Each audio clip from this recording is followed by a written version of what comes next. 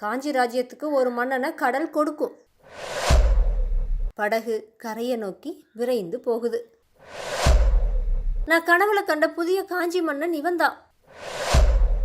பல்லவர்களை தந்த பெருமையை தென்னிந்தியாவுக்கோ இல்லை வட இந்தியாவுக்கோ தரதுக்கு விருப்பம் இல்லாதவர்களா? எவ்வளவு வரையில உண்மை, எவ்வளவு தூர கற்பனை? பல்லாயிரம் ஆண்டுகளுக்கு முன்னாடி காஞ்சி ராஜ்யத்தோட புராதன ராஜவம்சம் சந்ததி இல்லாமல் முடிவடைஞ்சது.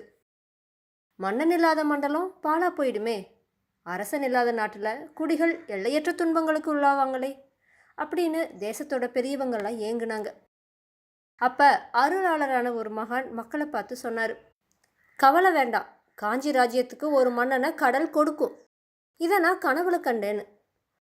அதிலிருந்து அந்த நாட்டில் கடற்கரையோரத்தில் காவல் போட்டு வச்சுருந்தாங்க.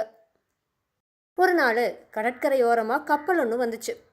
அது எந்த நாட்டு கப்பலோ இல்லை எங்கிருந்து வந்துச்சோ அதெல்லாம் தெரியாது. கரையில் இருந்தவங்க பார்த்துட்டு இருக்கிறப்ப திடீர்னு கொடுமையான புயல் காற்று வீசுது. ஊழிக்காலம் வந்துடுச்சோன்னு தோன்றும்படி கடல் கொந்தளிக்குது. கரையோரமாக வந்த கப்பல் அப்படியும் இப்படியுமா ஆடுது. கப்பலோட கொடிமரங்கள் சின்ன பின்னமாகுது. ஆ, என்ன பயங்கரம்! தயிரை கடையிற மத்த போல கப்பல் சுழலுதே. சுழன்று சுழன்று அடடா, அதோ கவிழ்ந்துருச்சே. புயற்காற்றோட கோரமான ஊளை சத்தத்தோடு கப்பலில் இருக்கிறவங்களுடைய அழுக்குரலும் கலக்குதே. கப்பல் கவிழ்ந்து கடலுக்குள்ள முழுகுச்சோ இல்லையோ, சொல்லி வச்சது மாதிரி காத்தும் நிற்குது. அது வரைக்கும் கரையில் நின்று செயலற்று பார்த்துட்டு இருந்தவங்க இப்போ பரபரப்படைகிறாங்க. படகுகளும் கட்டு மரங்களும் கடல்ல விரைவாக தள்ளப்படுது. கப்பலில் இருந்தவங்க யாராச்சும் தெய்வாதீனமாக உயிரோடு கடலில் மிதந்தா அவங்கள காப்பாற்றி கரை சேர்க்கிறதுக்காக படகுகளும் கட்டுமரங்களும் விரைந்து போகுது.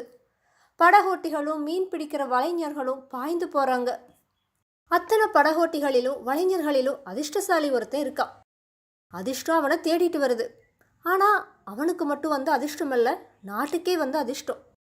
நாட்டு மக்கள் செஞ்ச நல்வினையினால் வந்த அதிர்ஷ்டம். நீலக்கடலுடைய அலை மேலே சூரியன் மிதக்கிறானா என்ன? இல்லை, சூரியன் இல்லை, சின்னஞ்சிறு குழந்தையது. பலகையில் சேர்த்து பீதாம்பரத்தினால கட்டப்பட்டு இருக்குது. அந்த குழந்தையோட முகத்தில் அவ்வளவு பிரகாசம், அத்தனை தேஜஸ். ஆனால் குழந்தைக்கு உயிர் இருக்கா? ஒருவேளை? ஆஹா, இருக்கு, உயிர் இருக்கு. புயலுக்கு பின்னாடி அமைதியடைந்த கடல்ல லேசாக கிளம்பி விழுற இளம் அலைகளுடைய நீர்த்துளிகள் குழந்தையுடைய முகத்தில் விழும்போது அது கழுக்குன்னு சிரிக்குது. படகோட்டி அடங்காத ஆர்வத்தோடு அந்த பலகைக்கு பக்கத்தில் படகு செலுத்துறான். குழந்தைய தாவி எடுத்து கட்ட அவிழ்த்து மார்போடு அணைச்சு மகிழ்கிறான். அவனுடைய மார்போட ரோமங்கள் குத்திய காரணத்தினால குழந்தை அழுது. படகோட்டி படகுக்குள்ளே பார்க்குறா. அங்கே கப்பல்லிருந்து இறக்குற பண்டங்களை கட்டுறதுக்காக அவன் அன்னைக்கு காலையில் கொண்டு வந்து போட்ட தொண்டை கொடிகள் கிடக்குது. அந்த கொடிகளை இலைகளோடு சேர்த்து குவிச்சு படுக்கையை அமைக்கிறான். கொடியோட நுனியிலிருந்த இளந்தளிர்களை பீத்தெடுத்து மேலே தூவி பரப்பறான். அந்த இளந்தளிர் படுக்கை மேலே குழந்தைய கிடத்துறா. குழந்தை படகோட்டியை பார்த்து குறுநகை புரியுது. படகு கரையை நோக்கி விரைந்து போகுது. கரையில் இறங்குறப்பவே படகோட்டி கூச்சலிட்டு குதூகலிப்பதை பார்த்துட்டு அந்த படகுல ஏதோ விசேஷம் இருக்குன்னு கரையில் நின்னவங்க தெரிஞ்சுக்கிறாங்க. படகு கரையோரத்தை அடையுது. கரையில் நின்ன ஜனங்கள் திரண்டு வந்து படகு சூழ்ந்து நிற்கிறாங்க. தீர்க்க தரிசனம் சொன்ன மகானும் வராரு. வந்து குழந்தைய பார்க்குறாரு. பார்த்துட்டு, ஆஹா, நான் கனவுல கண்ட புதிய காஞ்சி மன்னன் இவன்தான். இவனுடைய சந்ததியார் காஞ்சி சிம்மாசனத்தில் வீற்றிருந்து 1000 ஆண்டு அரசாள போகிறாங்க அப்படின்னு சொல்கிறாரு. ஜனங்கள் எல்லாம் ஆரவாரிக்கிறாங்க. திரைக்கடல் அளித்த தெய்வ குழந்தைக்கு அந்த பெரியவர் இளந்திரையன்னு பேர் வைக்கிறாரு. தொண்டை கொடி மேலே வளர்ந்தபடியால் தொண்டைமான்கிற பெயரும் இவனுக்கு பொருந்தும். இவனால் இனி காஞ்சி ராஜ்யத்துக்கு தொண்டை மண்டலம்ங்கிற பெயர் வழங்கும் அப்படிங்கிற தீர்க்க தரிசனமும் அவரோட அருள் வாக்கிலிருந்து வெளிவருது. வடமொழி புலவர் ஒருவர் இளந்தளிர்கள் மேலே கிடக்கிற குழந்தைய பார்த்துட்டு அதுக்கு பல்லவராயன்னு நாமகரணம் செய்கிறாரு. அதை தமிழ் புலவர் ஒருத்தர் போத்தரையன்னு பெயர்த்து சொல்கிறாரு.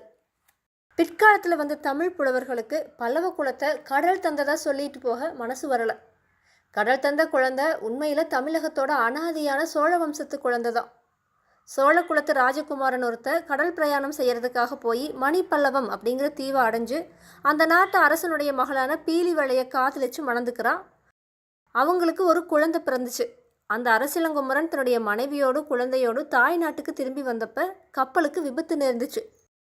விபத்தில் தப்பி பிழைச்சி வந்த குழந்தை தான் பல்லவ குலத்தை தோற்றுவித்த தொண்டைமான் இளந்திரையன் அப்படின்னு கற்பனை செஞ்சு சொல்கிறாங்க. ஆனால் வடமொழி புலவர்களோ பாண்டவர்களோட குருவான துரோணருடைய புதல்வர் அஸ்வத்தாமாவுடைய வழி வந்தவர்கள் தான் பல்லவர்கள்னு சொல்லி அதுக்கு ஒரு கதையை சிருஷ்டிக்கிறாங்க.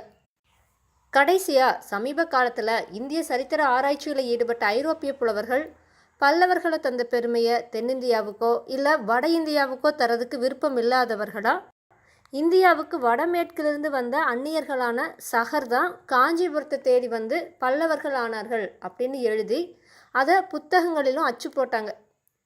நம்மோட பழம் புலவர்களோட கதைகளை எல்லாம் கற்பனைன்னு தள்ளிய நம்மவர்களோ மேற்படி நவீன ஐரோப்பிய புலவர்களோட வாக்க வேத வாக்க ஒப்புக்கொண்டு பல்லவர்கள் அந்நியர்களேன்னு சத்தியம் செஞ்சாங்க.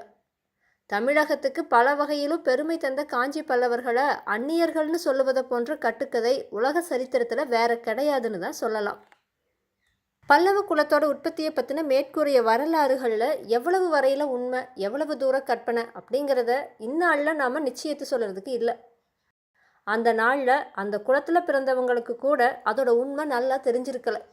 ஆனால் ஒன்று மட்டும் நிச்சயமாக தெரிஞ்சிருக்கு. அதாவது பல்லவ குலத்தில் தோன்றியவர்களுக்கெல்லாம் கடற்பிரயாணத்தில் ஆசை அபரிமிதமாக இருந்திருக்கு. அந்த ஆசை அவங்களோட ரத்தத்தோடு ஒன்றி போயிருந்துச்சு. கீழ் திசையில் கடல்களுக்கு அப்பால இருந்த எத்தனையோ தீபாந்தரங்களில் பல்லவர்களோட ஆதி பூர்வீக ரிஷப கொடியும் பிற்காலத்து சிங்க கொடியும் கம்பீரமாக பறந்துச்சு. பல்லவரோட ஆட்சி நடந்த காலத்தில் தமிழகத்துக்கும் வெளிநாடுகளுக்கும் கடல் வாணிகம் அபரிமிதமாக நடந்து வந்துச்சு. கப்பல்கள் எல்லாம் வந்து நிற்கிறதுக்கோ பண்டங்களை ஏற்றி இறக்கிறதுக்கும் கீழ் கடற்கரையோரமாக பல துறைமுகங்கள் ஏற்பட்டிருந்துச்சு.